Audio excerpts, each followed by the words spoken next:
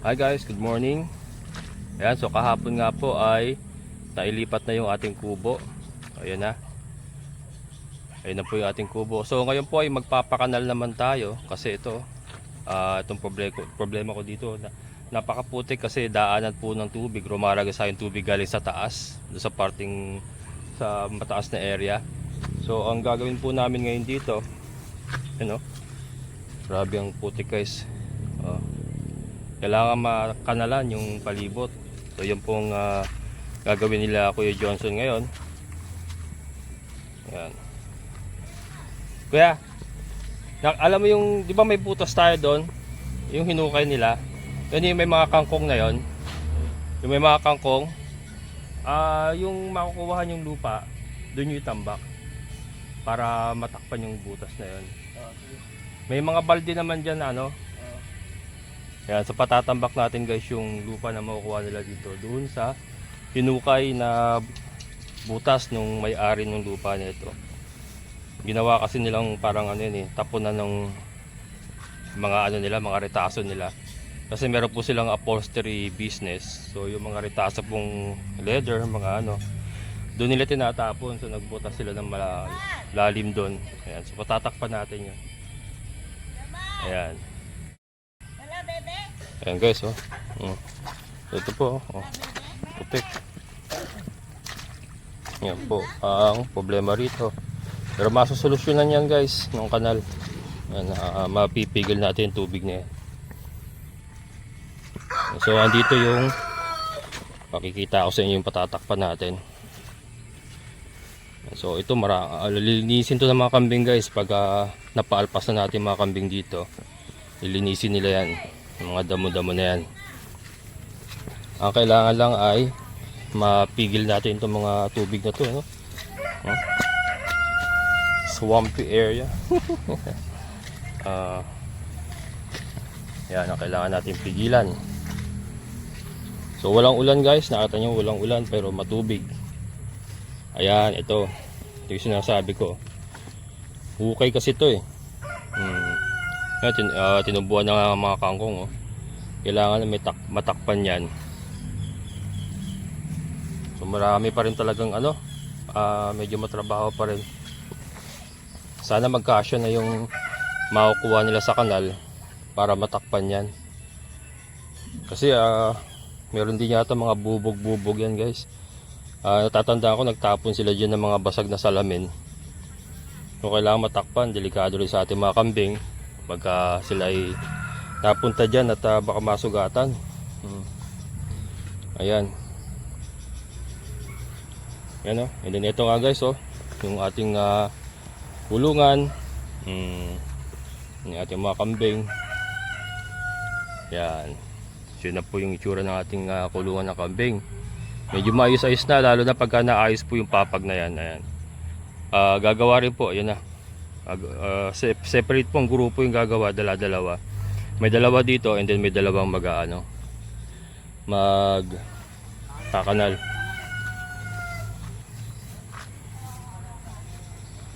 Paano gagawin nyo diskarte kaya?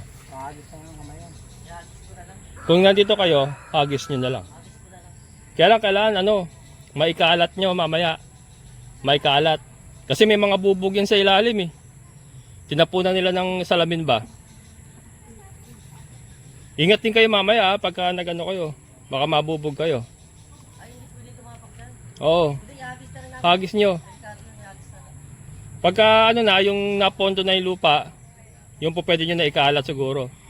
Pag marami na. Ito mga gilid-gilid mamaya pag importante matakpan siya. Matakpan yung mga bubog ba. Kahit medyo malalim pa siya, basta matakpan, malinis. Ayan guys, so kahit pa siya, lalim pa ng konti. Importante matakpan yung mga bubog kasi may mga salamin nga sila tinapon dyan. Ayan, oh.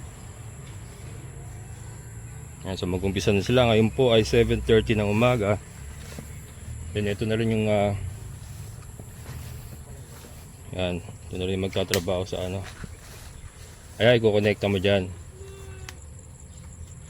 Kuya, Kahit makitid lang pero malalim. Isang palo daan. Ha? Isang palo. Oo, isang pala yan. Oh, yung bulate. Yan na, labas ko pala muna ng kambing. Dali. Hi guys. Ayan, so nagpapatrabaho na po tayo. Ayun, nagkakanal na sila doon. And kung makikita nyo guys, parang mas napaganda po yung pwesto ng ating kubo. Nakita nyo yung background natin. May katabi tayong puno ng mangga. And mas parang lumilim po yung area natin. So yan, mas napaganda pa.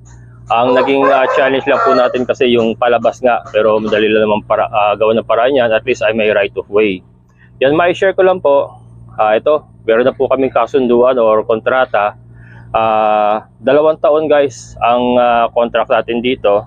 Gusto ko sana 3 years, kaya lang ayaw niya ng 3 years, masyado matagal. Pero ang sabi naman niya, pagka hindi pa naman gagamitin yung lupa ay po pwede mag-renew. So ang importante guys ay nakakuha tayo ng kontrata na 2 taon. Ito ma-share ko lang guys. Isang sulat kami lang, kasunduan, nakasulat na sa notebook. May kopya ako, may kopya siya, parehas kami nakapirma. So yun po. Ito po ay nagsasaad ng area kung nasaan yung lote, yung pag-uumpisa po, yung petsa po ng pag-uumpisa ng pagrenta hanggang sa matapos, so 2 taon, and then yung presyo po na napagkasunduan namin na puupahan ko. Ito guys, itong kabuuan na lote kasi na ito ay 2 tao ang may-ari. So ito pong kontrata na i-share ko sa inyo, ito lang po yung sa isang bahagi lang po. Iba pa po yung doon sa may mga Madre de Agua natin at Babuyan at Patuhan. Iba po ang may-ari noon. Ang may-ari po yun ay itong mismo katabi kong bahay, sila po. So wala po tayong problema dyan. Ito lang po, i-share ko lang po sa inyo yung kontrata, kasunduan namin. Babasahin ko guys para magkaroon kayo ng idea. Yan. Ako, si Erwin Dapogi de la Cruz. Joke lang. Englishin ko guys para mas maganda. I, Erwin de la Cruz, is a very handsome guy. Joke lang.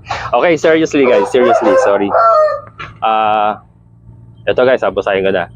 Ako, si Erwin de la Cruz, ay uupa ng isang bahagi ng lote na pagmamayari ni Ginoong Ito. Siya po ay may-ari. Ang sukat ay humigit kumulang 200 square meter. Ito ay matatagpuan sa Sitio Pasong Calap, Barangay Bulak, Santa Maria, Bulacan. Ang nasabing lote ay upahan ko sa halagang 3,000 pesos monthly simula September 15, 2023 hanggang September 15, 2025. And then may lagda kami. Pares kami may lagda. So yun lang po, ganun lang po kasimple yung kontrata, kasunduan namin para at least ay may pinangahawakan tayo para this time ay hindi po tayo basta-basta mapapaalis. As long as within the contract pa tayo. So yun, i-share ko lang sa inyo guys. At doon po sa mga gusto pong mag-start ng small farming, backyard farming na wala pong sariling lupa. So ganito lang po kasimple yung kasunduan na pwede nyo gawin. Yan, ito naman po ay valid na sa barangay. Halimbawa magkaroon kayo ng problema, basta't may lagda po kayo parehas, ay valid po yan na kasunduan. Ayan. So yan guys, mamaya papakita ko sa inyo yung finished product. Yung papag ng kambing ako. Ito ko na rin para magamit na yung mga graba at buhangin doon. Yan. So ito sila. Pinapantay nila yung flooring. Ito hindi pa simentado. Ayan. So tinatanggal nila guys yung top portion kasi mga ipa yan, mga tambak. So ito na yung ating mga yobabs. Yung mga yobabs natin. Ayan. Ayan, simentado yan. So ito yung mga parteng lupa pa. Ito yung tinitira nila ngayon. Ayan. Natanggal nila yung ito kasi mga ipa na humalo na sa lupa. Ayan. Mga ipa yan na humalo na sa lupa. Oops, sorry, malabo against the light. Ayan. And then sa kanila sisementohin pagka napantay na. Then ito pa. So 3 kulungan yan guys yung sisementohin po. So lahat po ng 6 na butas ay magiging sementado na. Ayan. So tamang-tama kasi yung si Basha at si Tricia ay naglalandi na. So pinapalipas ko lang ng pinapalipas sa mga 3 lipasan bago ko sila pasampahan para talagang magulang na. Ngayon po kasi ay nasa, kung hindi ako nagkakamali, 7-8 months na sila ngayon. So sakto 9 months pasasampahan ko na yan. Yan. Yan ka ba? Ito si Basha guys. Yan si Basha. Yan pala tanda ko kay Basha guys. May medyas. Ayun o. May medyas. Medyas siya si Basha. Basha. Basha. Laki na o. Laki na ni Basha guys.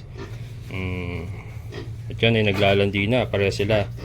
Naglandi na pala. Lipas na eh. Lipasan na. Ayan.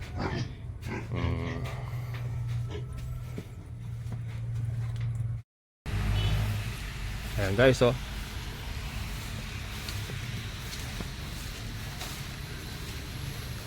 Ayan guys. Mabuti na lang at meron tayo ditong kapitbahay na ano, may paggawaan ng mga pintuan ba. Ayan. So marami silang kusot. Ayan oh. Marami pong kusot dito. Ayan, nahingi lang natin guys. Ayan. Bibiling ko dapat.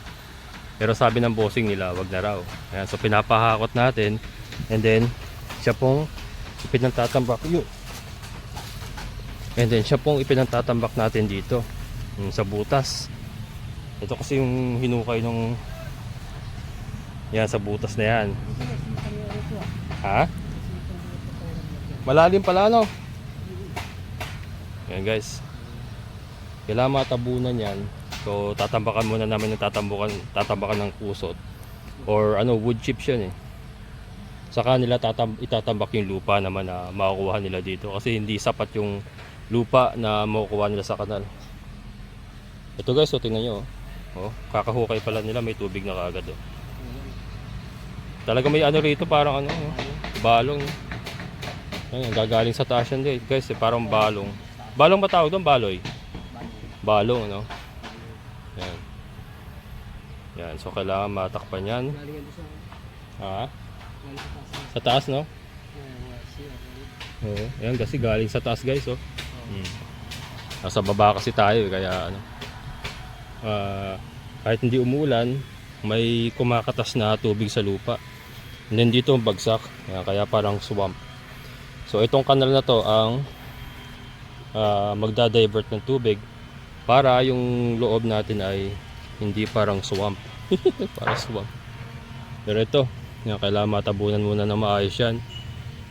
At para safety ng ating mga kambing. Ayos. Sila oh. Dami nito guys oh.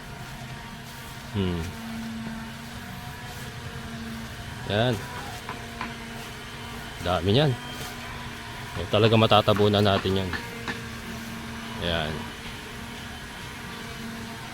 Kasi ang business nila, gumagawa ng pintuan, mga upuan. Ayan.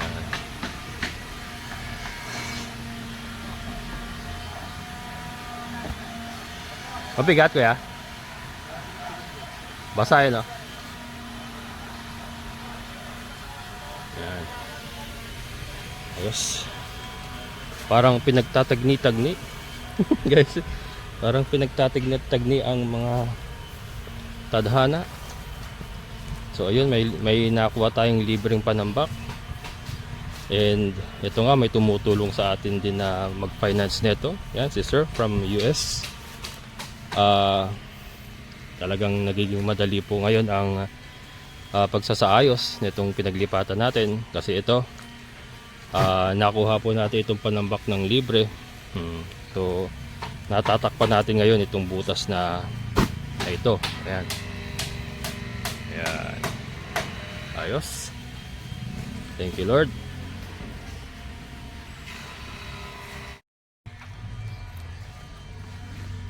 Ayan, pasyalan naman natin itong ano, papag ng kambing.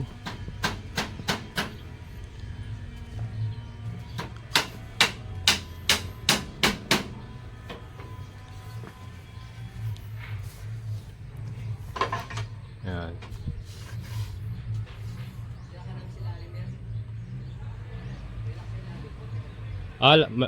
Lalakan sa ilalim? Ah. Oo. Ah, ito. Oo. Ah. Yan guys.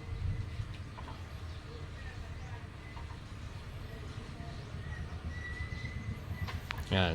Ayos. Mamaya makikita natin yung itsura niyan guys pag tapos na.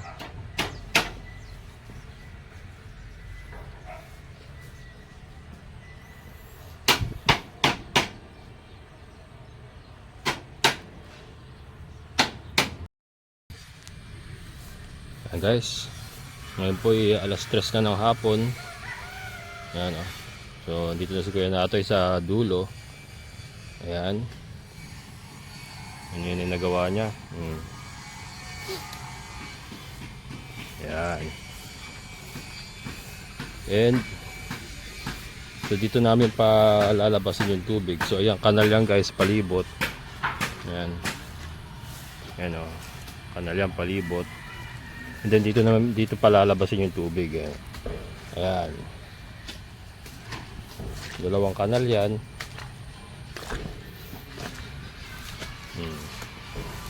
Ito. Kita nyo guys oh. Ito hindi pa pinalalabas, may harang pa. Pero ayun, nakita nyo guys, puno. Pagagawa lang nila nung kanal, puno na kaagad oh. Nakita nyo. Pero pag yan ay pinawalan na mamaya, papawalan yan, kaagos na yan dun. Yan, dire-diretso na yun dun sa existing na kanal natin. Pero nakita nyo yung sitwasyon guys oh. Kung wala yung kanal, ay kalat-kalat yung tubig.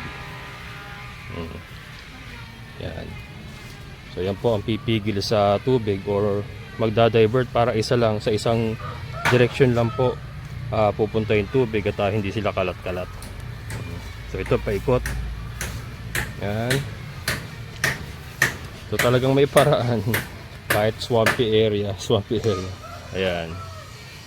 So napapalibutan na tayo ng kanal. Ayan oh. Tapos na yung ating kulungan ng kambing guys oh. Yung part na papag na yun, ayun, gawa na yun. So dito na sila. Ito na. Papag din yan oh. Nakita nyo yung galawan. So na-imagine nyo ba guys oh. Yung mga kambing natin kahit maulan ay meron silang sisilungan. So nandyan lang sila kahit maulan.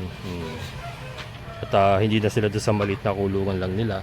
So lagi na sila may access kay Dagul kasi si Dagul ay tatali ko lang doon sa loob ng kulungan niya and then bubuksan ko lang yung pintuan niya pagka maulan pero pagka maaraw naman ay dito nga sila. Ito nga kasi ang magiging alpasan nila. Pero ito pagka maulan ay at least meron na silang tatambayan and then may access sila palagi kay Dagul.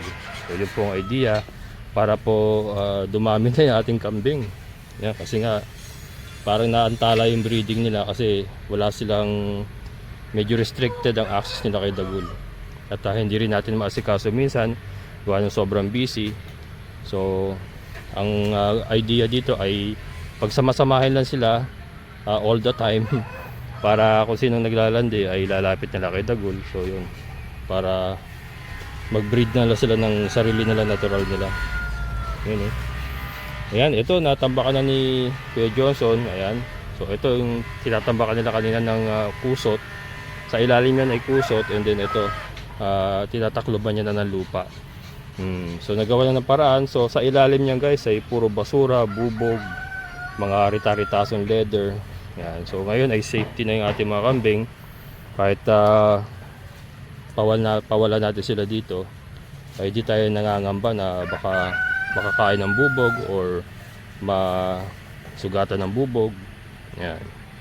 Ayun yung kubo natin oh. So napaganda yung pwesto talaga guys ng ating kubo. Mas malilim dito sa tabi ng mangga. Ayan oh. Kita nyo. Kalat-kalat yung tubig guys oh. Kalat-kalat. Yan. Pero pagka gumana na tong kanal na ginagawa nila, hindi pa naman kasi totally tapos. Pag gumana na yan ay madadivert na yung mga tubig sa isang direksyon at hindi na bababa dito. Yan.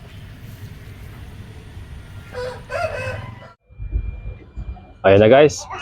Ayan na po yung ating mga kambing at na-testing kaagad yung kanilang papag at biglaan ang ulan.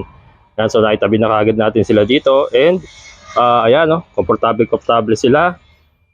Elevated na elevated. Yan. So ganyan po magiging itsura nila pagka maulan. So nandiyan lang sila. Yan. Nandiyan lang sila.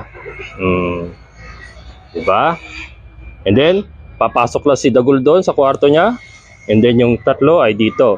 So may kanya-kanya lang silang kwarto. So yan po yung mga existing natin na kulungan na parang pang manok. Pero ngayon, ito ay mukha ng ganap na kulungan ng kambing. Yan. And meron pa dun sa kabilang side yan guys, pa-L yan eh. Ayan o. Yan, meron pa dun. Yan. Diba? Okay, so alright. Ayan guys, so andito tayo sa taas. Ito po. Yan, kaya lang tinanggal nila yung pakainan ni Dagul dito. So gagawa pa tayo ng bagong pakainan ni Dagul. Ayan. Bumigay yata kanina. So tinanggal na lang niya. Pero ito, ayan po. Hanggang dyan din po yung papag. Yan. Diba? Diba guys? So ito yung kulungan nila dati oh. So ganito. Ganito magiging itsura nila guys pagka maulan. May bubong sila, maayos na bubong. Although trapa lang yan pero maayos po yan. Ayan. So yan. So ito papasok lang sila dito. Pasok na. Ito. Pasok na ron. Dali, pasok na sa kulungan. Pasok sa kulungan. Tatalong ka pa eh. Bambi, pasok na doon. Yan. Ganyan lang po. Si Meng Meng. Meng, ligay to Meng. Pasok na Meng. Dali, pasok sa kulungan mo. Dali. Ayan. Di ba? Mas madali.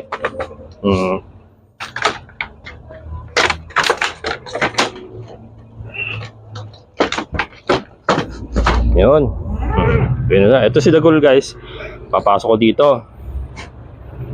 Teka.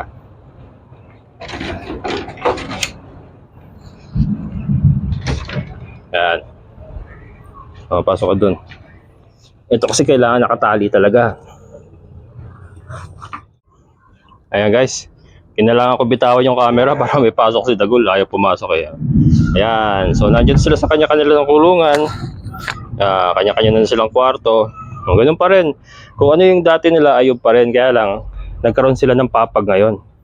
Yan. Ito nga. So dito ay magpapahagdan pa tayo. Para pag gusto nilang bumaba dito. Dito sila bababa.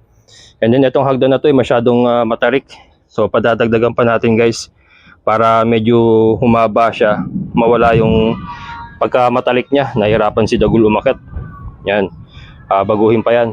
Yan sa Lunes naman ay magtatrabaho uli. At may tatapusin pa. Ayan. So ito na. Ayan na po ang ating mga kambing. Di ba? So mas madali. Mas madali ang handling. Mas madali magpakain. Kung magsasakati man tayo. Madali po magpakain. Basta may pakain na lang dito. Ayan. Ayos. Ayan. Ayos guys. Yan na po ang ating improvement sa ating kulungan ng kambing. Diba? So unti-unti guys ay nagiging ganap na siyang kulungan ng kambing. Yan. And again, maraming salamat sa ating pong subscriber from US. Yan sir, maraming salamat. So ito na po. Part pa rin po ito ng inyong ibinigay sa akin, yung aking pinanggastos dito. Parte pa rin po yan ang inyong ibinigay sa akin. Maraming salamat po at talagang malaking bagay po ang inyong tulong na pinabot sa akin. Maraming salamat. And ayan, sa mga tumulong po sa akin noon pa, maraming salamat din po kasi kung hindi po dahil sa inyo, ay hindi po ako makakasurvive ng ganito katagal. Yan. So lahat po kayo, lahat po ng mga tumulong sa akin, kayo po ang dahilan kung bakit nandito pa si Kabokals. Yan, maraming salamat. So sana po nag-enjoy kayo. And sa lahat po ng mga solid Kabokals, maraming salamat. Sa mga silent viewers po, maraming salamat. Hanggang dito na lang po. Muli, ito ang inyong Kabokals farmer na nagsasabing sabay-sabay tayong mangarap, magsikap at higit sa lahat ay kumilos at siguradong ulad ang ating amazing na buhay. Bye-bye!